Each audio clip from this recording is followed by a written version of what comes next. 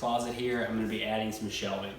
This closet was designed and built without any shelving in it, so if you want to store things in here, it makes for a very inefficient use of space. So we're going to go ahead and put some shelving, and the idea is I'm going to store lots of cleaning supplies, vacuum cleaners, all kinds of different stuff in here. So there are going to be two spots for the shelving. One is going to be up against this wall. I've marked out my shelf heights where they're going to be. I'm going to have 3 different shelves, and I'm going to use the exact same construction approach that I used whenever I built the closet shelving. If you haven't seen the closet video, check that one out. There's a lot of little tips on there, and really good closet construction. Came out awesome. And then around this little dog leg here, I'm going to put some other shelving. This is going to be 2 shelves. It's going to wrap around this corner and come out to about where that stud buddy is attached to the wall at. Alright guys, here's all the wood out in the driveway. I've gone ahead and pre-primed it, sprayed it all. It's 3/4 inch birch like I like to use for closets if you watched any of the other videos. And I just think priming makes it a little easier. All I gotta do then is fill some nail holes and then put the finish coat on. So it just makes my life a little bit easier than trying to get up in there a bunch of different times to put a whole bunch of different coats on it. This just makes it a lot simpler. So, and you can see I've got a lot of small pieces cut. That's because I don't always need full length pieces. I double up the plywood, and because of the construction technique, you don't always need to use full length pieces. So that the advantage of that is you can make use of a lot of your scraps, which I'm going to do on this project. Alright guys, from here on out I'm going to set up the tripod, put the camera on it, and hopefully give you some good time-lapse footage of what I'm doing.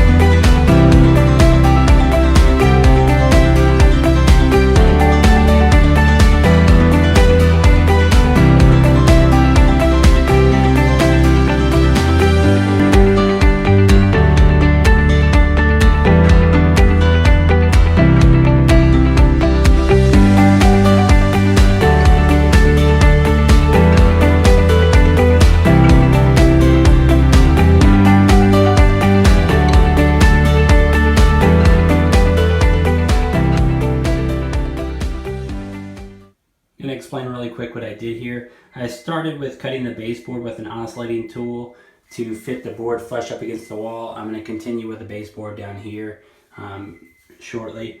I cut the baseboard exactly where there's a stud in the wall because I wanted to attach this outside piece of wood to that stud in the wall using pocket holes. So I used 2.5 inch pocket hole screws, drove them into the pocket holes that I had previously drilled on that board, straight through the board, straight through the drywall and into the stud. So it's a nice firm hold.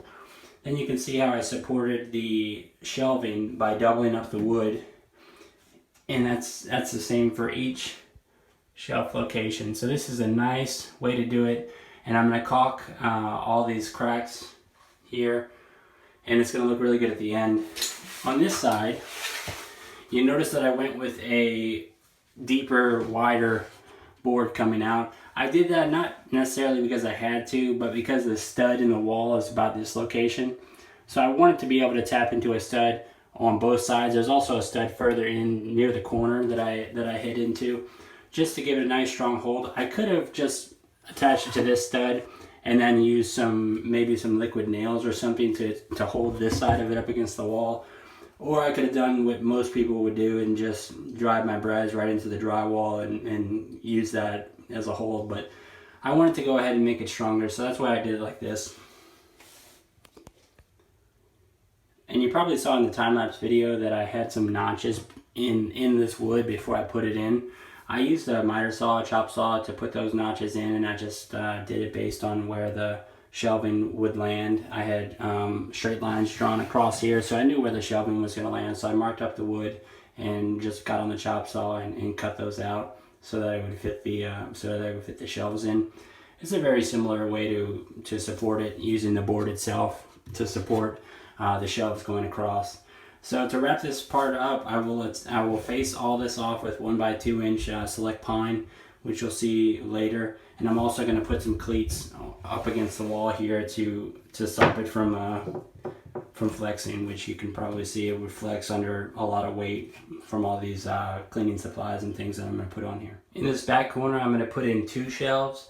This side is going to be attached straight to the wall in a similar fashion to the way that I attached the other side that I just showed you.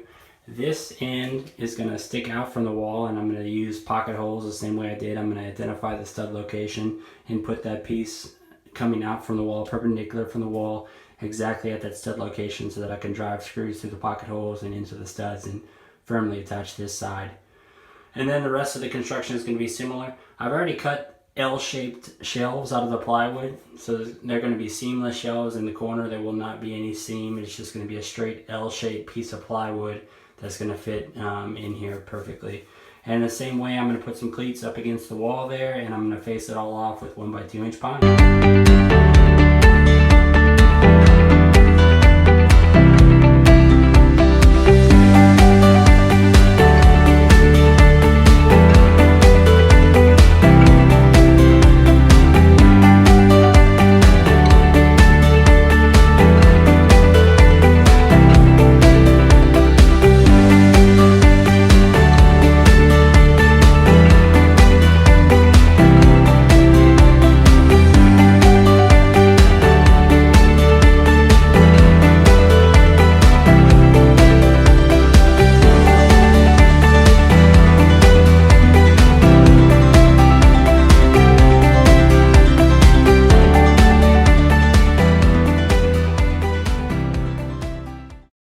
You can see the construction is the exact same as before.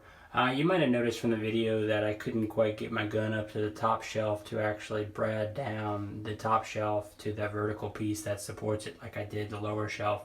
That's just because the ceiling was in the way here. So I just manually drove some nails into that to hold it in place. And just like the other side, I'm going to be facing it off with 1x2 inch pine and then adding some cleats at the wall. I didn't mention it, but I like this construction because it's sturdy, but I also like it because it's forgiving. You can see that I didn't cut perfectly those L-shaped shelves. They're a little short. You can see the gap between there, but you just need enough material hanging over it to where you can get a good support. But all of these gaps, they're going to be covered with the pine, and it's going to look totally seamless. So you just want enough to where you support it, but if you have some gaps, it's okay. And this approach is so forgiving that you'll never know that a gap is there, and it'll be as strong as ever.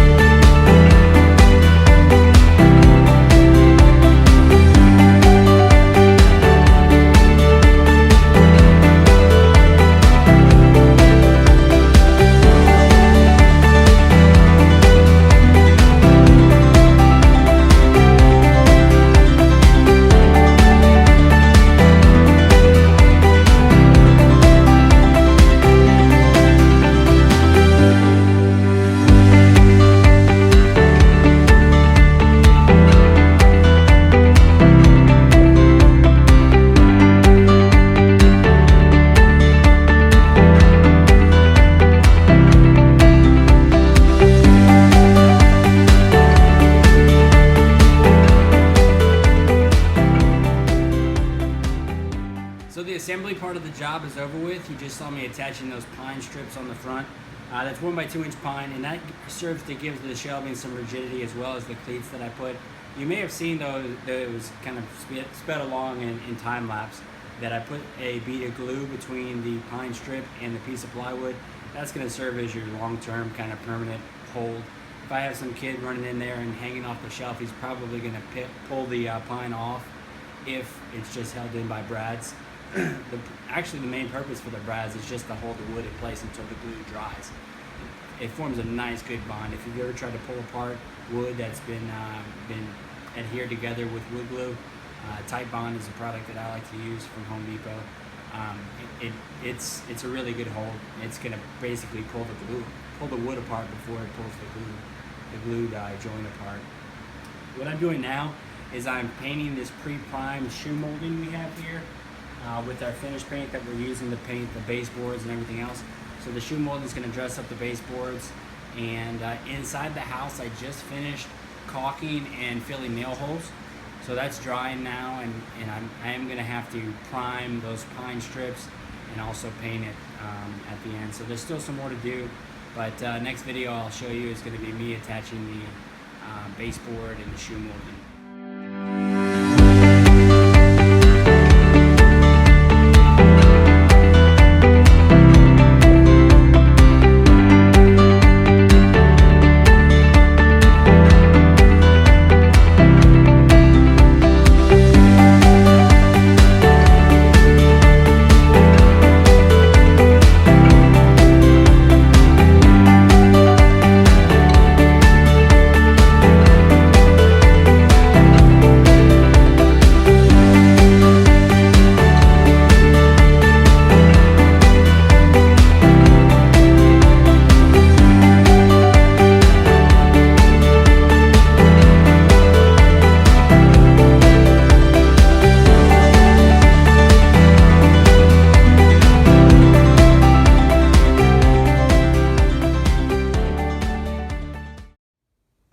Alright folks, proceeding along, we've got this thing taped out.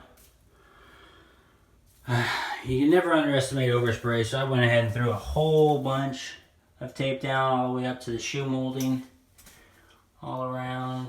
Cover this door here as well.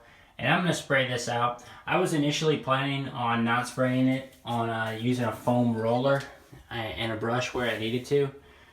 But that was quickly proving to be super duper annoying. I realized every single time I try to paint just how much I hate it. The sprayer is the only thing that makes it enjoyable for me, so that's what I'm going to go to.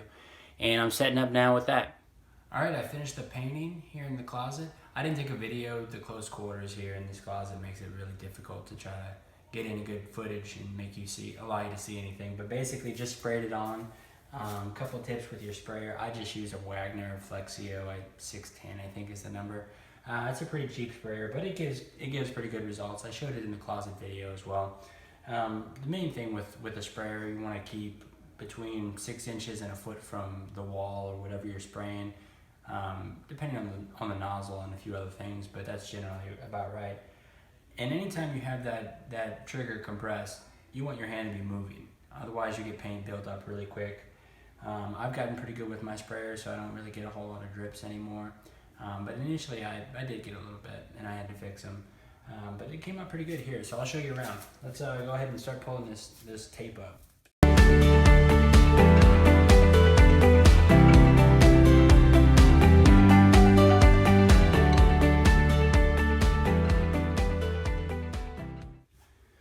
I really like how the tape did. I mean, nice sharp lines all the way along the shoe molding.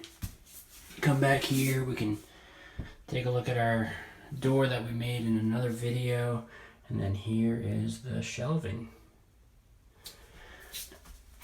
Like I said, it's kind of tight in here.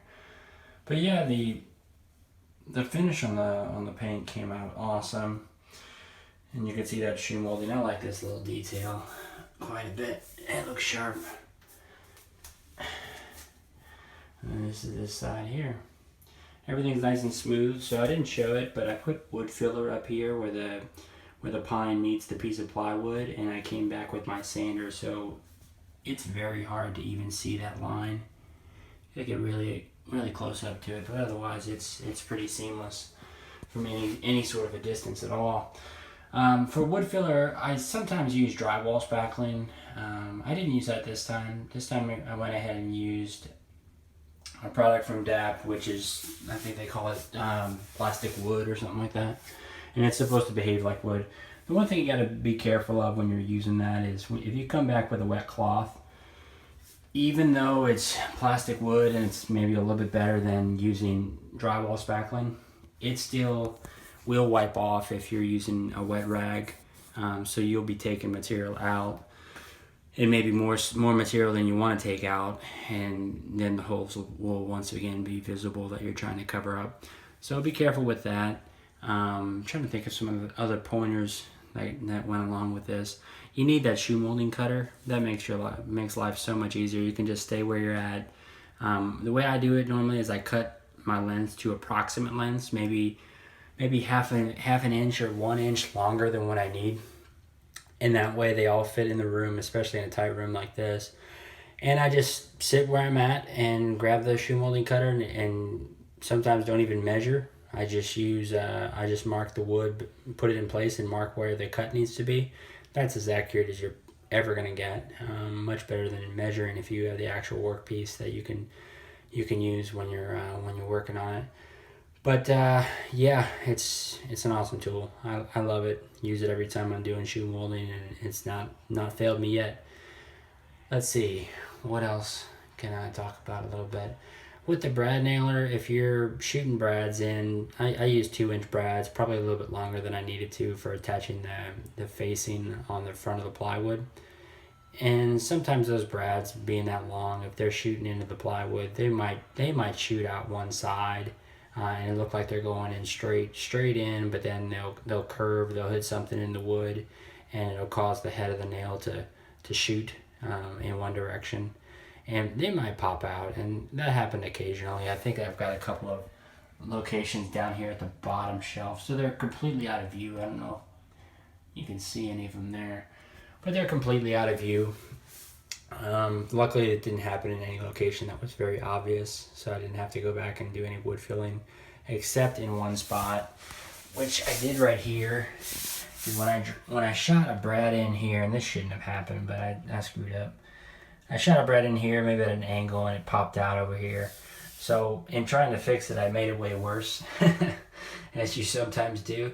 And I had to come back with a bunch of wood filler, but man, wood filler, it's some good stuff. It can save you from having to change out wood, and man, it can really save your butt, save your lunch. So what I'm going to do next is I'm going to put this shelf liner. I purchased this one at Bed Bath & Beyond. It's like $10, I think. And I'm just going to line the shelves because we're going to be putting, like I said, cleaning supplies and soaps and stuff. So I'd like to keep all that material off of the shelf itself over the long term. So I'm going to go ahead and put this down. I'm not exactly sure how to cut it, but probably just going to use a pair of scissors and just go as straight as I can and just lay it on there. I'm not even going to attach it or glue it down or anything like that. Just lay it on there. And at the end, I'll show you some videos of how it looks to wrap it up with all the cleaning stuff in here. I hope you liked this video. I hope you learned something as I continue to fight the suboptimal storage conditions of my house. I don't think there's any more projects around storage. I've pretty much used every available cubic inch of volume in this house. So we may not have too many videos like this, but there will be some coming up for a fireplace mantle and a couple of other things that are going to be a lot different. So stay tuned.